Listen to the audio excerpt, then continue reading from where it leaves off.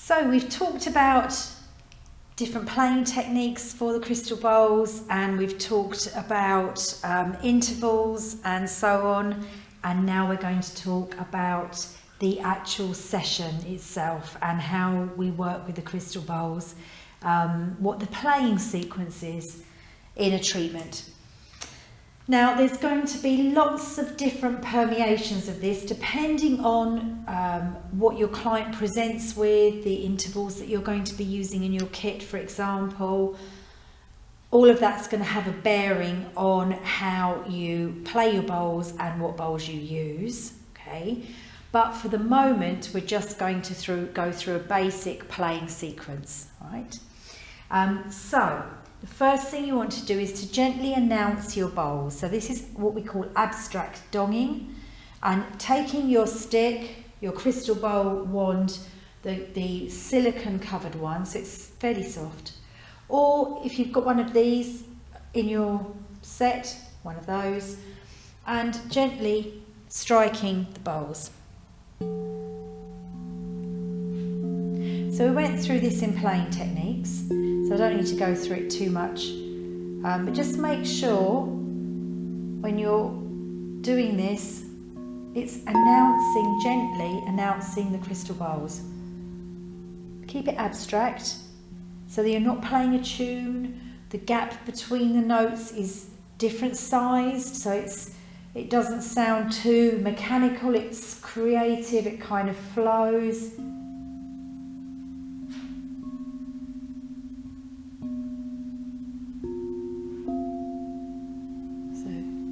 Bit of space before that one comes, and it's really nice. It's a way of just settling the client in. So they're laying down on the couch, they may have had a traffic jam and a rush to get to you, for example, or a really busy day, and this is just giving them a chance just to relax. So you want to do approximately 2 minutes of abstract donging.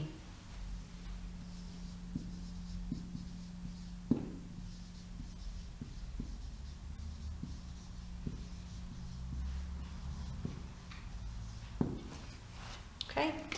Now, this type of session is if you're doing crystal bowls on their own. Okay, so you're not transitioning from another instrument and you're just doing a crystal bowl session. You would not do abstract donging if you're transitioning out of gong, for example. So then what you would do is you'd take the lowest bowl that you have in your kit. So in my case, this is an octave 3F, and I'm going to start to play that long and low.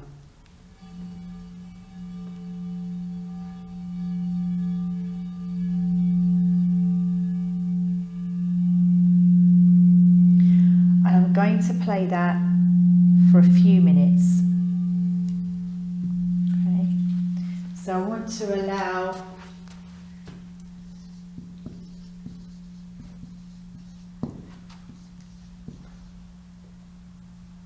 long and low on lowest bowl. Okay, so that's 2 to 3 minutes long and low on your lowest bowl. Then start to bring in some intervals, but just playing in an ebb and flow, so melodic way. Okay, so you might decide, let's say you're playing long and low on your F. So remember that each bowl comes through the other bowl. Okay, that's really important. Comes through the sound if you're playing melodically. So what I mean by that is you get this lovely shape, which is, so you've got one bowl playing and the sound is coming up, and then as it decays here, you've got another bowl which is coming kind of up underneath it. Now you might even allow that second bowl to almost decay completely before your next bowl comes up underneath. So just think about the shapes that you're creating. Sometimes almost going to silence. You know, sometimes you might leave less of a decay before the other bowl comes up.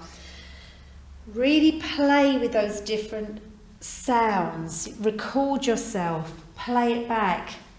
But give the crystal bowls plenty of time to breathe, because the nature of this, the way they are, just allows for that beautiful expansion of the system. Crystal bowls are really good at doing that, at creating that beautiful flexibility and that easing out of a kind of a tightly held state.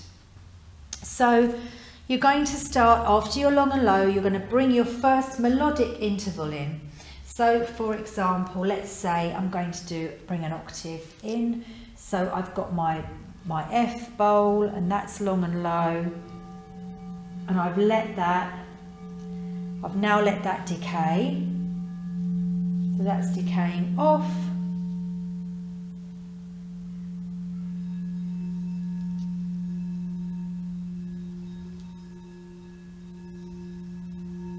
And then I'm starting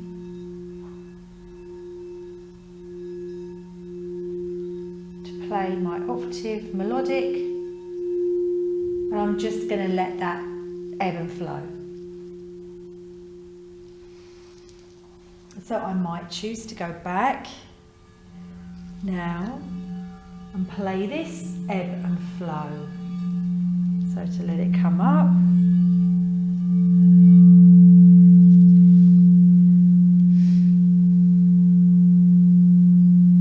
And then decay down. So it's taking time to decay. And don't be surprised if after you've played and you take the wand away, there's not a swell of sound shortly after. It's very unusual with crystal bowls, or with any instrument, to be honest, that after you've finished putting the energy into it, that it carries on in volume. But the crystal bowls do sometimes. So you're going to do a little bit of melodic playing. Then, so I'll just write that down. So let's say 2 minutes melodic intervals. And you probably could do a little bit more than 2 minutes, so 2 to 4, let's say. Now less is more. So what I mean by that is you might take more time, so you might think 4 minutes, but just play with the interaction between maybe 2 or 3 bowls. Take time, take your time. So F, octave 3, F, octave 4. You could repeat that sequence. For example, go back to, you bring in a new bowl, go back again. So try not to just do all the different combinations. It is a temptation to do that. So after our melodic intervals, we go back to long and low. So that's playing again on the lowest bowl that we have. And you're going to play that long and low again for a couple of minutes. So what that does is low pitches relax and high pitches stimulate. So you don't want to, after the movement that melodic intervals create, you want to then settle the system down again. So we'll go back to 2 minutes, long and low, just to settle the system down. And I would use the lowest bowl. I wouldn't use another bowl, because it kind of resolves back to that bass note from after your melodic section on lowest bowl.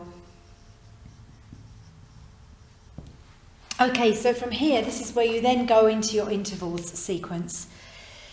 So if we remember from the introduction, that is going from your perfect fourth or perfect fifth to your major or minor second. So now you're starting your kind of stretching and releasing section. So using the long and low method, because we're using intervals in unison, we're playing intervals in unison, long and low. Why? Because the long and low entrains the system. It helps to really deeply relax the system.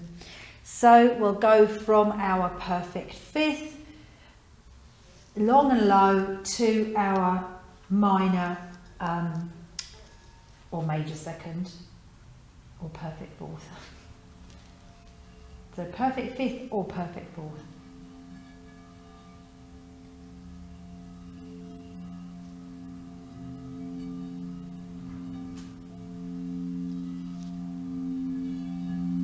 So I'm just getting them going.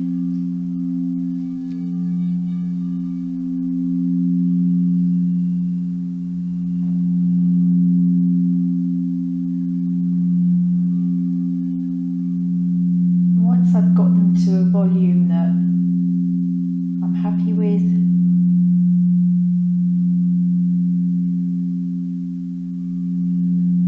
All I'm doing from then on is just tickling them, just to keep them going. So I'm going to keep that perfect fifth going for at least a minute.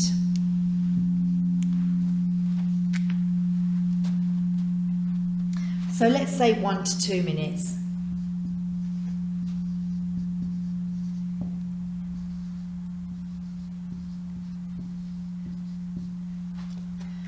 So from that long and low here, you're now opening. So the system is taking that breath. Okay, so you're going to have 1 to 2 minutes of that. Then you're then going to go into your short minor or major second sequence, and it could be maximum 20-30 seconds. It just really depends on how much stimulation you need to do in your session. So I'm going to say 20 seconds. Now, it's really important to mention here, this is not exactly what you would do every time. This is just a playing sequence we're going to work with right now. You will be adapting this formula. So this formula will always be the same. The timing is going to be different depending on your depending on what you're doing.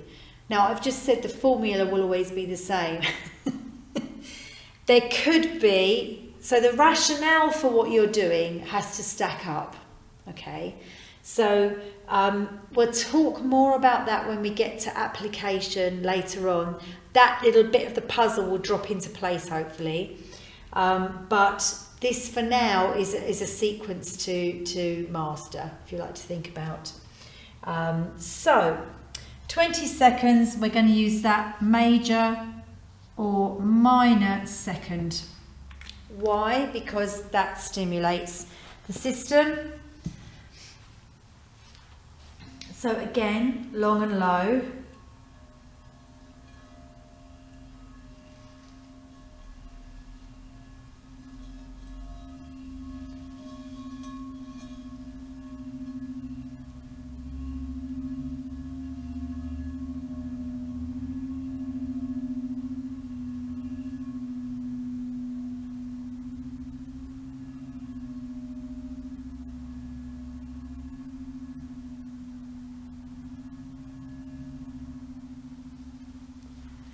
After you've done your long and low, let this one just decay a little bit.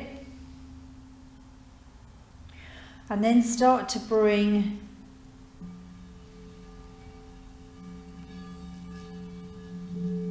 after your 20-second period,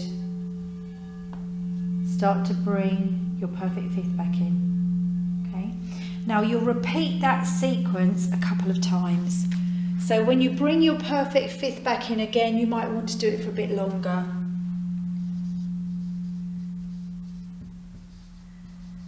And then back to, so let's say 30 seconds, major or minor second. Then after that, you need to then think about your next interval. So it could be that you're working with grief or you want something slightly sweetly melancholic, so you might work with a major third, for example, or a minor third, or you might have an octave in your kit if you want to introduce stability.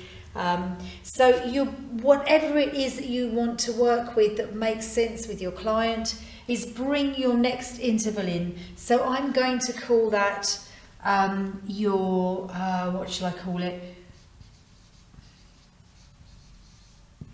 So I'm going to call it sonic vitamins.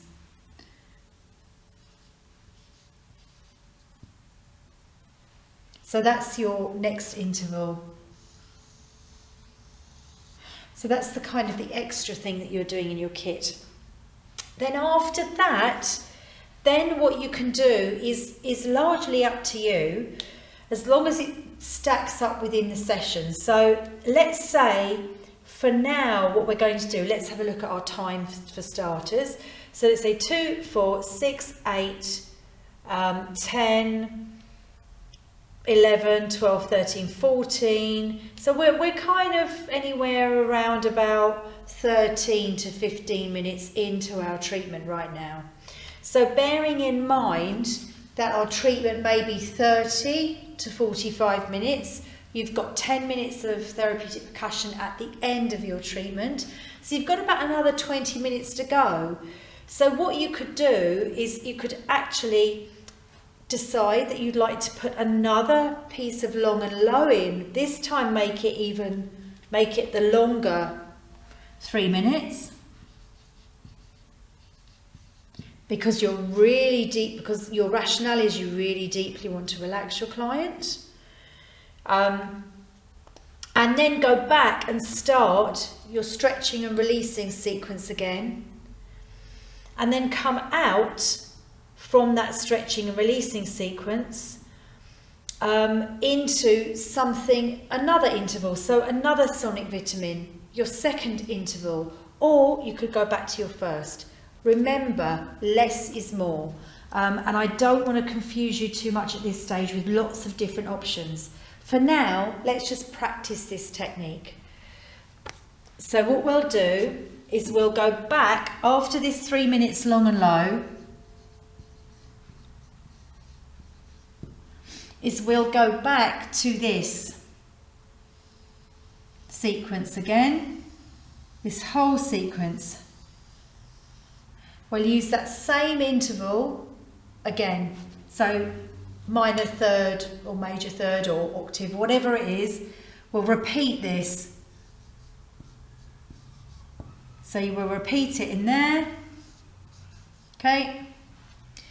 And then we're going to transition out now to our therapeutic percussion. Okay, so high pitches stimulate. You're coming to the end of the session, so you want to take the highest bowl that you have. Now, bearing in mind that this is a session where you're transitioning out to your therapeutic percussion. If you're going to transition to something else, then that's going to be a different way of playing. But right now, we're just going to transition to our dumbbell chime. So we're going to choose the highest bowl that we've got. So this is the highest bowl we've got.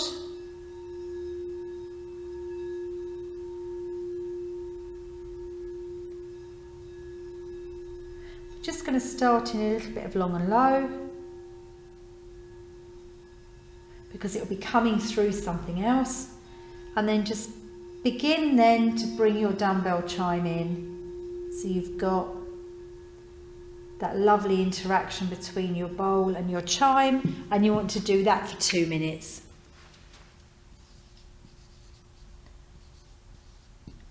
Highest bowl and chime. And that's it. That's your playing sequence for your crystal bowls.